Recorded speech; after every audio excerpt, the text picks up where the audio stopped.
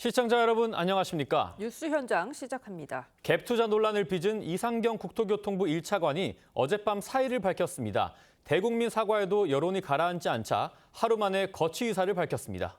대통령실도 사의를 수용할 방침인 걸로 알려졌습니다. 국민의힘은 사필 귀정이라면서 이재명 정부를 향해 부동산 정책을 바로잡으라고 비판했습니다. 취재기자 연결합니다.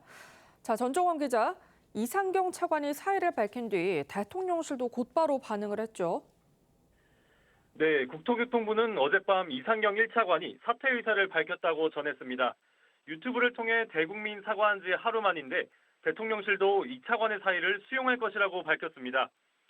앞서 대통령실은 이 차관에 대한 사퇴 여론과 관련해 국민의 목소리에 엄중히 귀 기울이고 있다며 신중한 입장을 보였지만 11호 부동산 대책 후폭풍이 이재명 정부 도덕성 논란으로 비화하는 걸 막기 위한 조치에 나선 것으로 풀이됩니다. 아세안 정상회의 참석을 위해 모레 말레이시아를 방문하는 이재명 대통령은 출국 전에 이 차관 사표를 처리할 것으로 보입니다. 네, 사퇴 의사 관련해서 정치권 반응은 어떻습니까? 네, 내로남불의 극치라며 이 차관을 향해 거취를 표명할 것을 촉구했던 국민의힘은 국민을 조롱한 언행이 자신의 발등을 찍은 결과라며 사필 귀정이라고 꼬집었습니다. 국민의힘 장동혁 대표는 오전 기자간담회에서 이 차관의 잘못된 인식에서 잘못된 정책이 나온 것이라고 비판했는데요. 내 집 마련의 꿈을 죄악시하는 정부의 인식이 바뀌어야 집값 안정이 시작된다면서 국민 상식을 따라 부동산 정책이 전환돼야 한다고 지적했습니다. 앞서 이 차관의 부적절한 발언에 대해 공식 사과했던 민주당은 부동산 정책에 대한 국민의 목소리를 엄중히 받아들이겠다며 실질적인 주거안정 대책으로 책임있게 응답하겠다고 밝혔습니다. 그러면서도 국민의힘이 윤석열 정부의 실패를 감추기 위해 거짓 선동으로 국민 불안을 부추기고 있다면서 민생을 볼보로 한 정쟁을 멈추라고도 반발했습니다. 이 차관 사퇴와 별개로 29일로 예정된 국토부 종합감사에서 이 차관 논란과 이재명 정부 부동산 정책이 다시 도마에 오를 걸로 보입니다. 지금까지 정치부에서 전해드렸습니다. 자, 집값 떨어질 때 돈 모아서 집 사라 이 발언에 갭 투자 의혹까지 더해져서 비판을 받았던 이상경 국토교통부 차관 어젯밤 사의를 표명했습니다. 어제 전현직 법제처장이 나란히 법제처 국정감사장에 출석해 여야의 충돌을 낳기도 했는데요. 김진욱 전 민주당 대변인, 박민영 국민의힘 미디어 대변인과 자세히 짚어봅니다. 안녕하십니까? 반갑습니다. 네, 부동산 정책을 총괄하는 이상경 국토부 차관, 이 발언으로 논란이 일자 방어에 나선 민주당에서 잇따른 실언이 나오기도 했습니다. 지금 살려고 하니까 그런 스트레스를 받는데 만약에 저희가 시장이 안정화되고 집값이 떨어지면 내 소득이 또 계속 또 벌게 되면 그 돈이 또 쌓이면 또 그때 가서 사면 되거든요.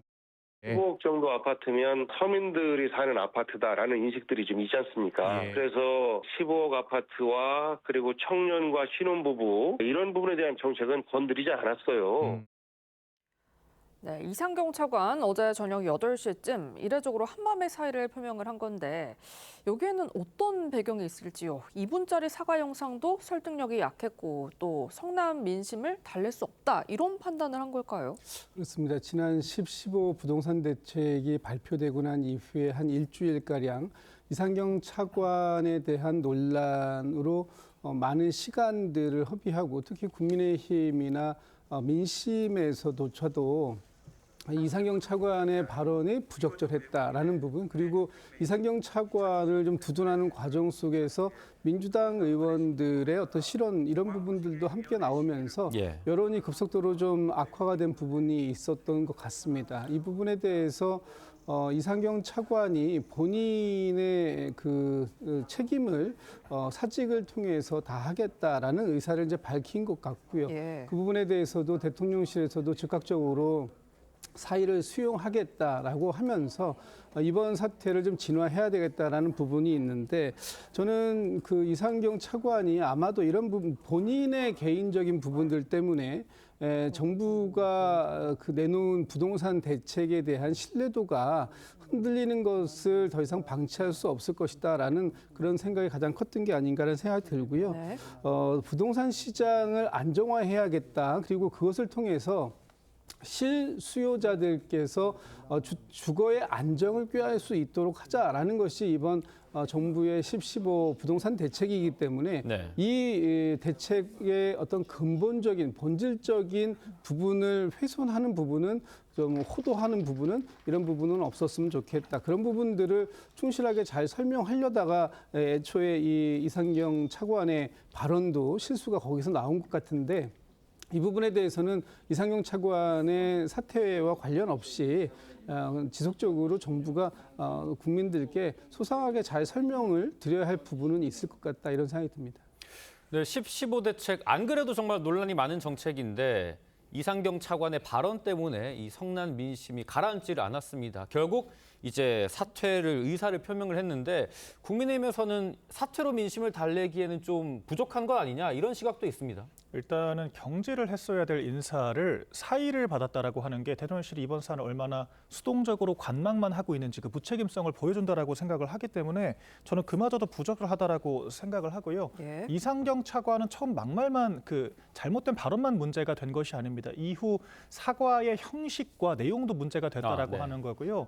기자들도 없는 장소에서 그러니까 국민들의 질문을 회피한 상황에서 유튜브로 사과를 했다라고 하는 것을 저는 처음 봤고 심지어는 네. 그마저도 아내에게 책임을 전가를 했거든요. 아내가 실거주를 한다라고 했지만 결과적으로 실거주를 하지도 않았습니다. 한 발 더 나가서 TV조선과의 인터뷰에서 그럼 지금이라도 팔 수 있지 않느냐라고 질문을 하니까 내가 자선 사업가도 아니고 언젠가 오를 수도 있는데 기다렸다가 팔면 되지 않겠냐라고 이야기를 했거든요. 그런데 네. 이상경 차관이 국민들께는 기다렸다가 가격이 떨어지면 사라고 하지 않았습니까? 그런데 정작 다주택자인 본인은 가격이 올라갈 때까지 기다렸다가 팔지 않겠다라고 이야기를 한 겁니다.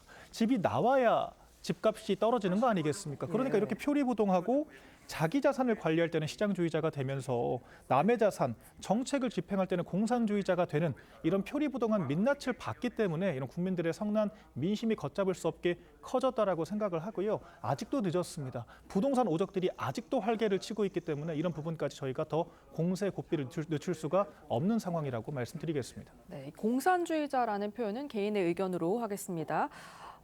사퇴를 하기는 했습니다만 이상경 차관과 관련해 새로운 의혹이 추가가 됐습니다.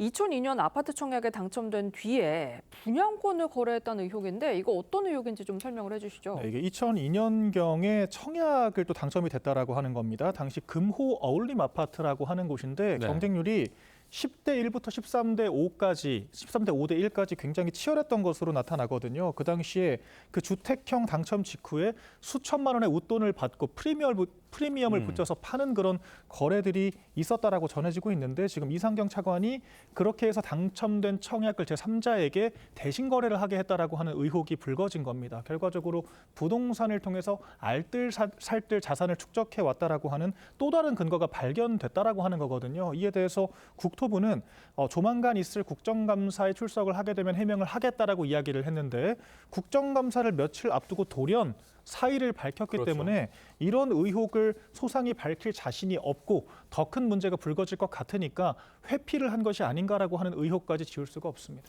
네, 사퇴를 한다고 했음에도 불구하고 새로운 의혹들이 제기되는 상황인데 여기에 대해서 이상경 차관이 어떤 해명을 내놓을지도 좀 지켜봐야겠습니다. 지금 부동산 민심 심상치 않습니다. 내년 지방선거에 핵심 뇌관이 이 부동산이 될 거라는 전망도 나옵니다. 저희가 시민 목소리를 들어봤습니다. 보고 오시죠.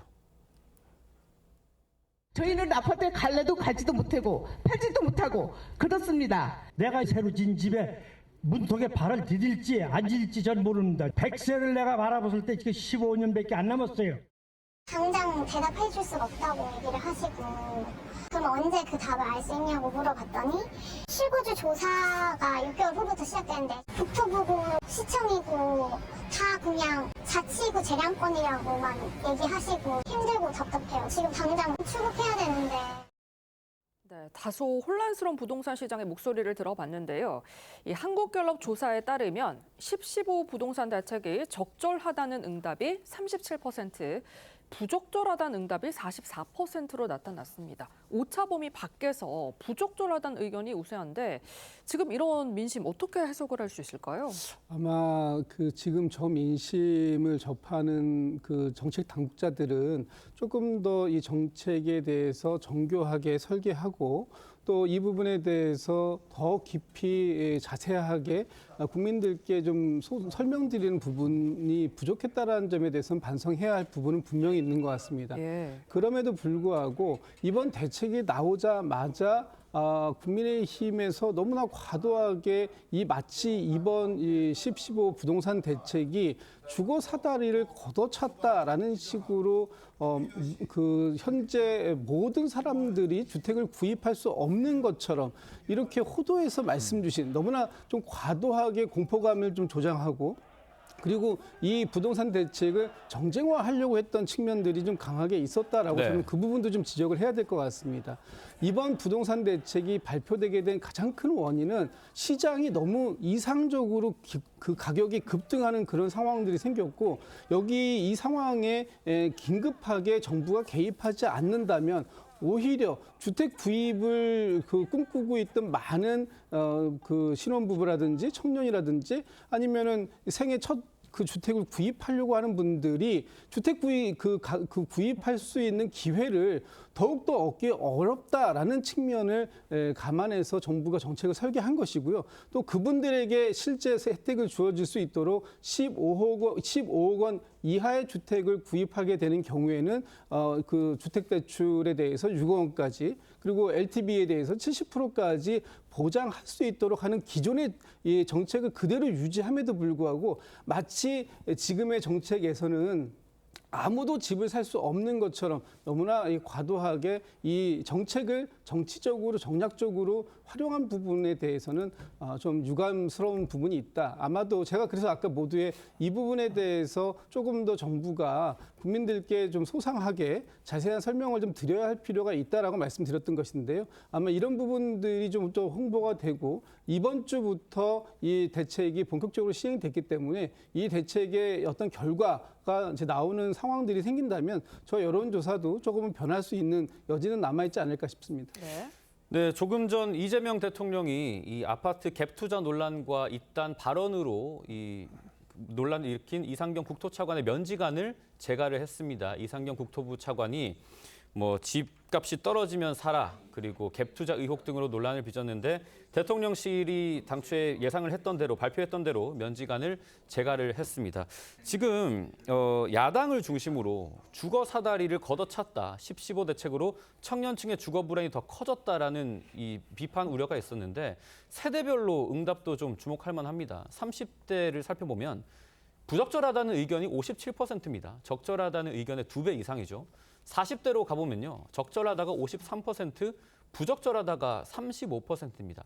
3040의 이런 흐름은 좀 어떤 의미가 있을까요? 일단은 자가 보유를 하고 있냐 아니냐로 좀 차이가 갈릴 것 같은데 네. 확률적으로 경향성의 30대, 20대 같은 경우에는 자가가 없을 확률이 굉장히 높다라고 봐야겠죠. 네. 더군다나 30대면은 딱 제 나이 또래 청년들인데 결혼하는 경우들이 굉장히 많습니다. 결혼 정년기이기 때문에 더더욱이 내 집 마련이 절실할 수밖에 없는 그런 세대거든요. 그런데 또 하나의 특징이 20, 30대는 아직 사회 초년생이기 때문에 현금 자산이 그렇게 많을 수가 없습니다. 예. 그렇기 때문에 미래 소득을 근거로 대출을 받아서 집을 마련하는 것이 통상적인 경우거든요. 그런데 이번 정권이 도래하고 나서 제일 처음 했던 것이 6.27 대책, 바로 대출 규제 아니었습니까?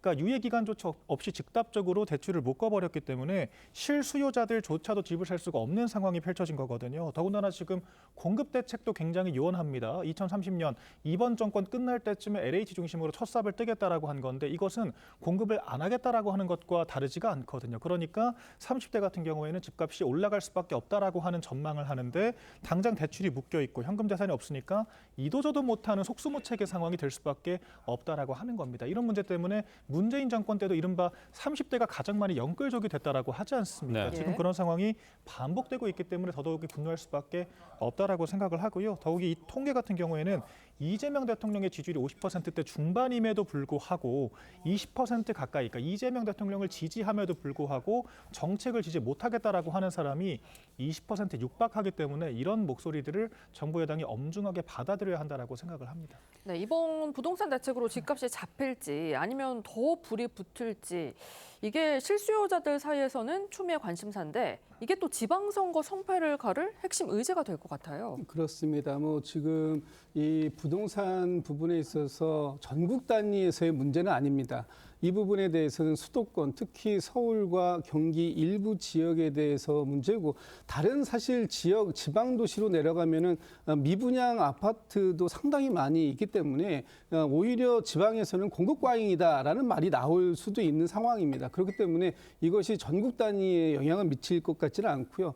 다만 그럼에도 불구하고 서울, 특히 서울에서도 이번에 이제 거래 토지 허가 제한 구역으로 서울 전역을 전체를 다 묶지 않았습니까? 예. 이 부분에 대해서는 좀 우려하는 목소리도 저희 민주당 내에서도 나오는 것은 사실입니다.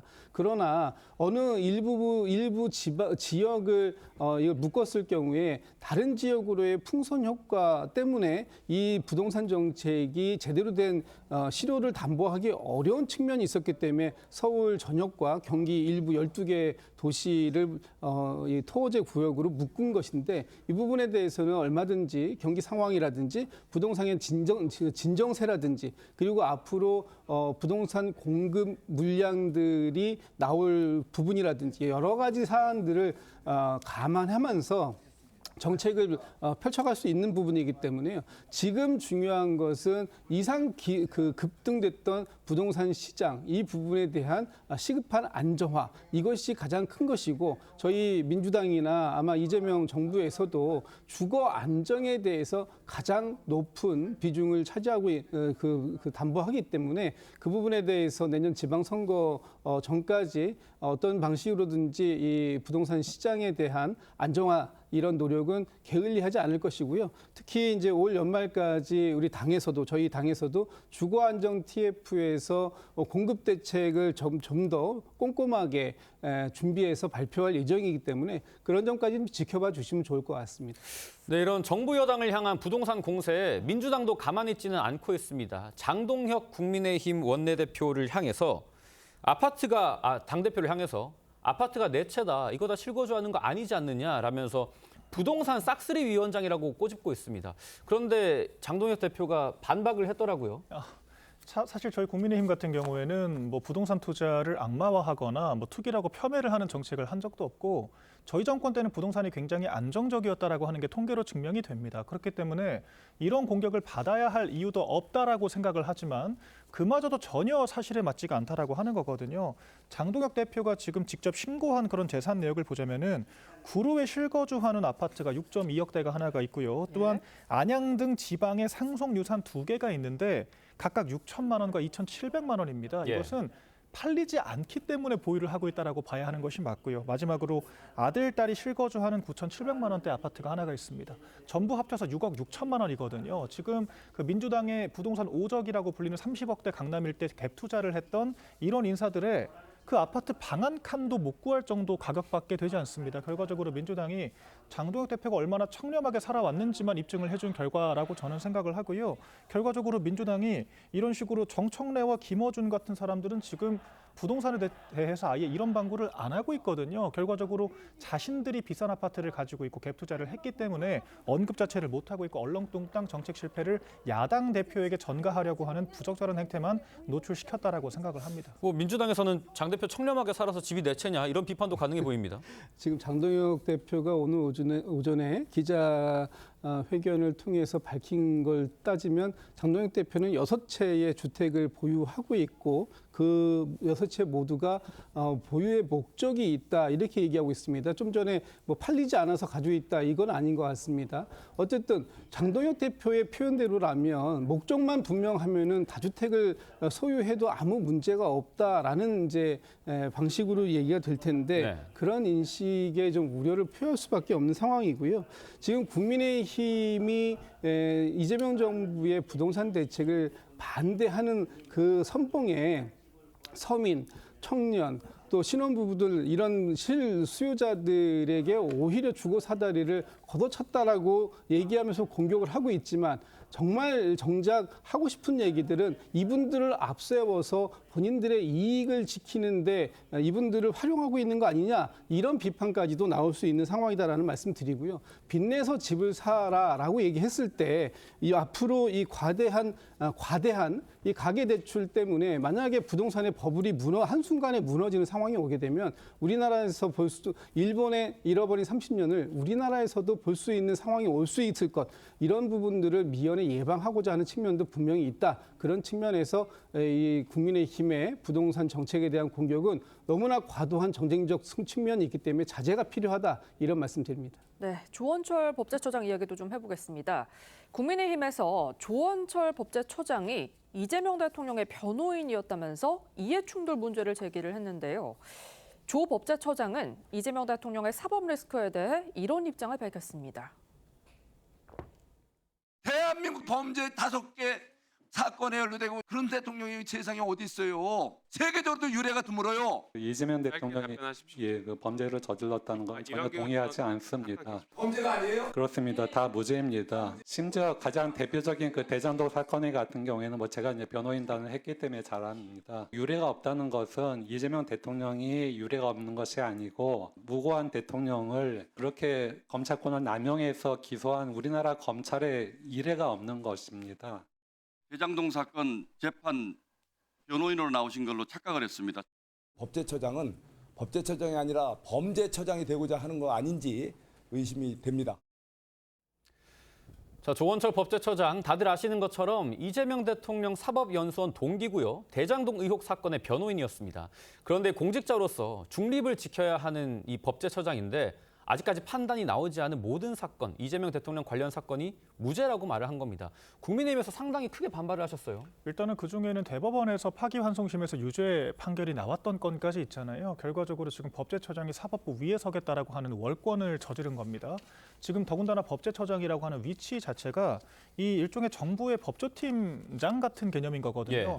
이 정부에서 유권 해석을 담당하는 그런 기능을 맡고 있고 사법부와 엄밀히 분리되는 역할을 하고 있는데 사법부를 압박했다라고도 볼 수 있거든요. 그렇기 때문에 공직자의 직분에 전혀 맞지 않은 지금 발언했다라고 보는 것이고요. 더군다나 이분이 대장동 변호인 출신이라고 하는 거 아니겠습니까? 처음에 법제처장에 임명이 됐을 때부터 보훈 인사라고 하는 지적과 이해충돌 문제가 있다라고 하는 지적이 있었습니다. 지금도 대장동 재판은 진행 중인 상황인 거거든요. 그렇기 때문에 이런 이해충돌 문제를 가지고 있다라고 하는 것을 본인이 자백을 했다라고 생각을 하고요. 이게 민주당 법률위원장 이런 말을 했다라고 하면은 100번 1000번 양보해서 이해를 할 수 있겠습니다만 지금 정부의 법제처장이라고 하는 신분을 분명하게 인식을 해야 될 것 같고, 그리고 김현지 부속실장이 대장동 재판 관련해서도 보고를 받았다, 변호사들에게. 그런 이야기가 보도가 또 되었지 않습니까? 대장동 변호인 출신이기 때문에 과연 법제처장 자리에 가는데 김현지 부속실장의 입김이 없었는지, 그리고 이 지금 국감장까지 나와서 이런 여러 가지 증언을 하는 데 있어서 김현지 부속실장과 상의한 바는 없었는지 과거 전례 비추어 봤을 때 강력하게 의구심이 들 수밖에 없는 지점이거든요. 김현지 부속실장이 국감장에 직접 나와서 답변해야 할 것이 참 많다라고 하는 점을 느꼈습니다. 지금 국민의힘이 조원철 법제처장에게 그 비판을 할 어떤 자격이 있을까라는 부분을 지적을 해야 될 것 같습니다. 지금 조원철 법제처장에게 이재명 대통령과 연수원 동기다, 뭐 이런 부분을 비판하는데, 직전에 이완규 전 법제처장 어떻습니까? 그 윤석열 전 대통령과 서울대 법대 동기이면서 또 그 윤석열 전 대통령의 징계 재판의 변호인 아니었습니까? 그리고 지금 조 법제처장께서 이재명 대통령의 기소 또 재판 이런 부분들에 대한 무죄라고 얘기하는 것은 이 검찰의 과도한 검찰권, 기소권 남용으로 인한 정치적 행위가 인해서 그것으로 인해서 이재명 대통령을 기소하고 재판에 이르게까지 했다라는 부분에 있어서는 분명한 문제점을 지적할 수밖에 없었던 사안이고, 그 부분에 대해서 법제처장에 대한 그 인사 이런 부분, 사퇴 요구 이런 부분들은 매우 과도한 정치적 공세다, 이렇게 생각하고 있습니다. 네, 지금까지 정치권 쟁점 짚어봤습니다. 두 분 말씀 여기까지 듣겠습니다. 감사합니다.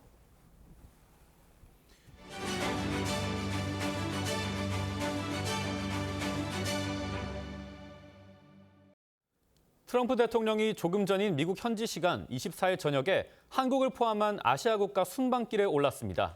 트럼프 대통령은 출발 직전 기자들과 만난 자리에서 순방 기간 동안 김정은 위원장과 만나고 싶다고 했습니다. 변재영 기자입니다.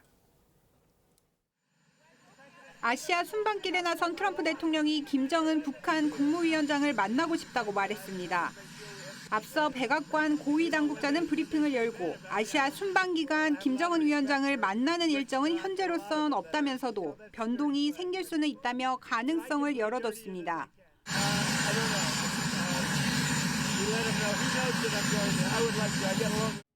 미국 고위 당국자는 한국이 미국의 요구를 받아들여 조속히 무역 합의를 이루기 바란다고도 밝혔습니다.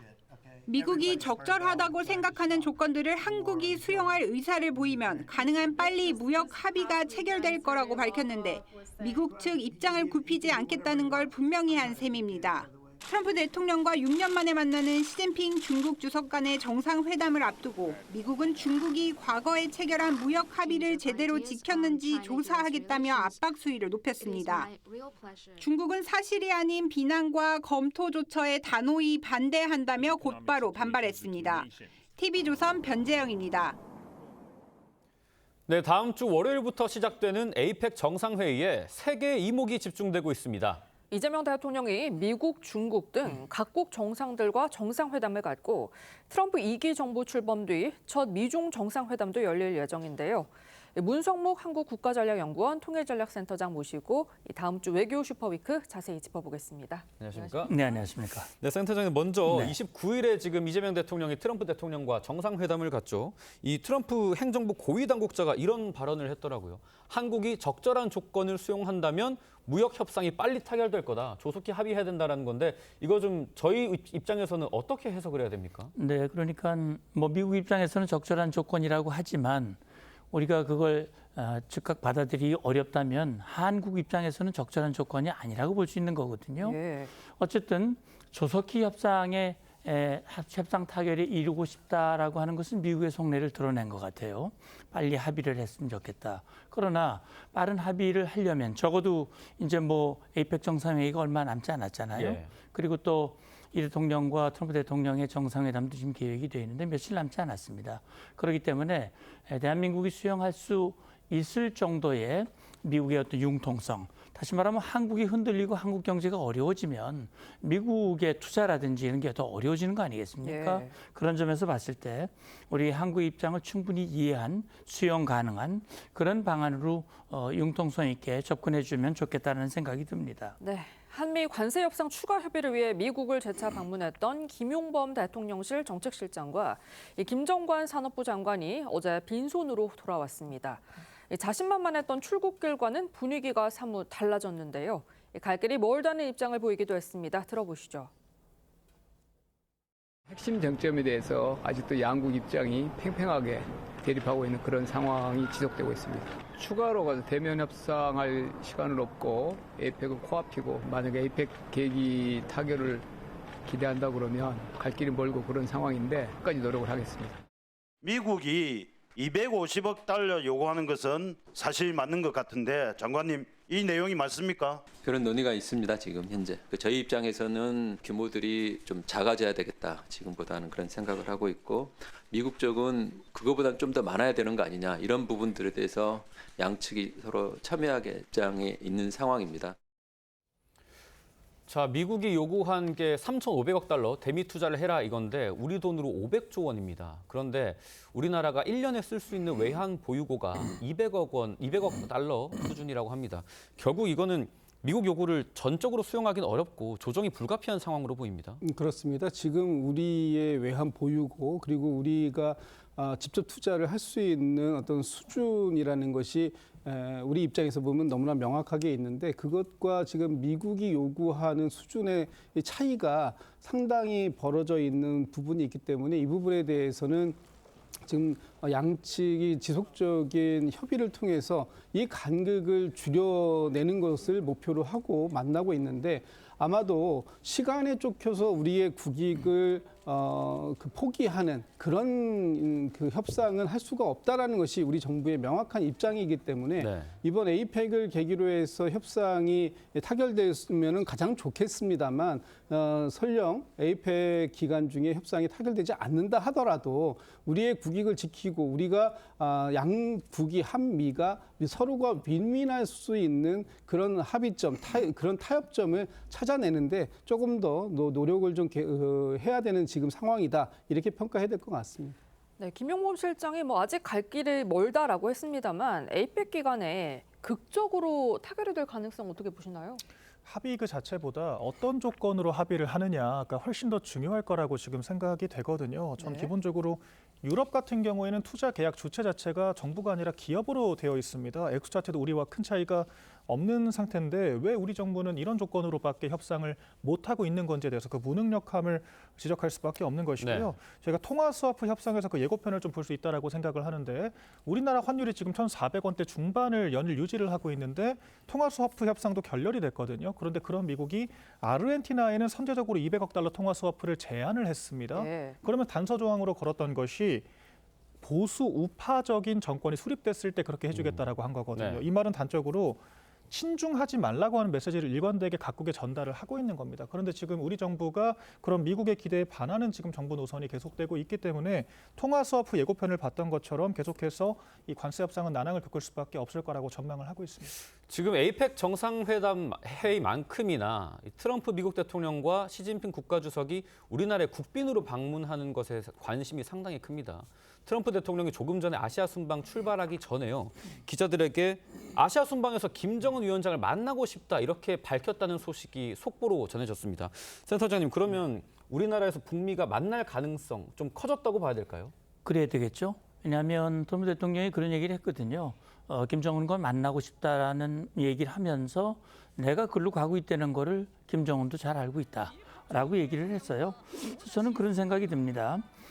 결국은 지금 양 정상, 특히 트럼프 대통령이 김정은과 만나기를 원하고 또 김정은 자신도 물론 뭐 조건을 달았습니다만 트럼프와 못 만날 이유가 없다라는 얘기를 했거든요. 양 정상의 그런 의지가 일치하고 있고 여러 가지 정황으로 봤을 때 점점 그 조건이 2019년의 상황을 연상하게 하는 그런 이제 상황으로 전개가 되고 있거든요. 예. 물론 미 고위 당국자는 그런 일정은 아직 없다라고 얘기했지만 급변할 가능성도 여지를 남겨두었기 때문에 이런 것으로 봤을 때는 가능성이 점점 높아지고 있다라는 생각도 듭니다. 네, 여기에 더해서 정동영 통일부 장관은요, 북한이 판문점 주변을 열심히 청소하고 있다라고 밝혔고요. 또 시아난이 임진각 최북단 카페 테라스를 통째로 빌렸다 이런 소식이 전해지기도 했거든요. 만약에 만난다면 장소는 지난번처럼 판문점이 될까요? 뭐 현재로서는 그것이 가장 가능성이 높지 않겠습니까? 그렇다고 뭐 북한 땅에 들어갈 수도 없을 거고 김정은이 또 우리 쪽으로 내려올 수도 없는 거고 제3국에서 만난다는 것도 또 되지 않기 때문에 제가 볼 때는 아마 지금으로서는 가능성이 제일 높은 것이 판문점일 가능성이 있고요. 그렇다면 지금 정동영 장관 말대로 이제 판문각 주위를 이제 미화 환경을 정리하고 있다고 얘기를 했는데 네. 2019년 같은 경우는 우리 쪽 자유의 집에서 만난 것으로 기억을 하는데 네. 트럼프 대통령이 군사분 계선을 넘어서 북한 땅을 미국 현지 대통령으로서 처음 밟았던 그런 퍼포먼스가 있었어요. 그래서 이번에는 이제 만약에 판문점이 된다면 어느 장소에서 만날 것인가도 또 관심이거든요. 이번에는 그런 북쪽 지역에서 만난다면 판문각인가 아니면 과거의 통일각이고 최근에 이름이 바뀐 판문관에서 만날 것인가 아니면 그 군사분계선 선상에 있는 군사정전위원회 본회의실 T2라고 명명하고 있는 거기서 만날 것인가 이런저런 것들도 하나의 관심의 대상입니다. 다음 주는 정말 외교 이벤트가 잇따라 발생하는 외교 슈퍼위크가 되겠습니다. 세 분 말씀은 여기까지 듣겠습니다. 감사합니다.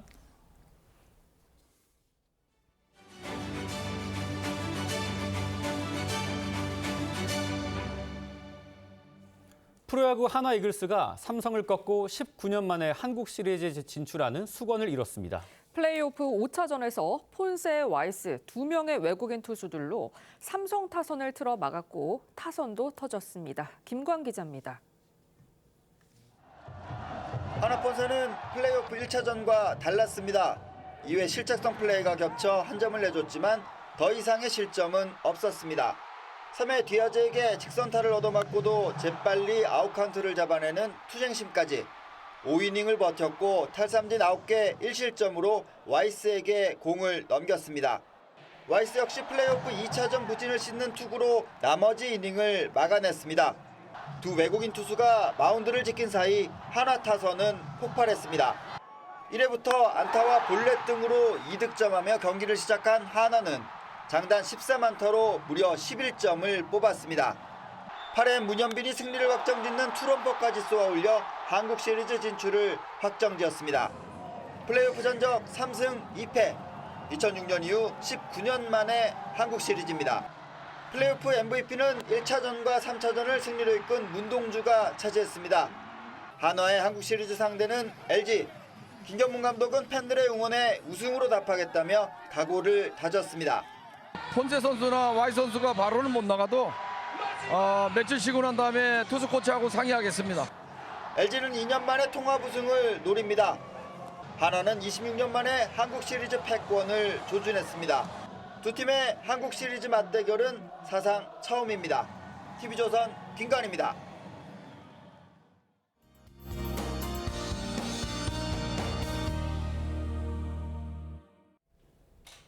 어느덧 10월의 마지막 주말인데요. 오늘까지는 완연한 가을을 만끽할 수 있겠습니다. 한낮에는 서울 18도, 대전 20도, 부산은 23도까지 오르겠습니다. 일요일 밤부터는 북쪽에서 찬 공기가 남하하면서 날이 급격히 추워지겠습니다. 주말이 지난 후 월요일 서울의 아침 기온이 3도, 화요일에는 1도로 5도에서 10도가량 큰 폭으로 떨어지겠습니다. 주말 동안 따뜻한 겉옷 준비하셔야겠습니다. 오늘 전국 하늘 구름 많다가 차차 흐려지겠습니다. 오후 한때 강원 남부와 경북에는 5mm 미만의 비가 조금 내리겠습니다. 오늘 한낮 기온 서울과 강릉이 18도, 광주와 대구 20도로 어제보다 낮겠습니다. 강추위는 다음 주 후반부터 풀리면서 평년 수준으로 회복될 전망입니다. 날씨였습니다. 10월 25일 토요일 뉴스 현장은 여기까지입니다. 함께해 주신 여러분 고맙습니다.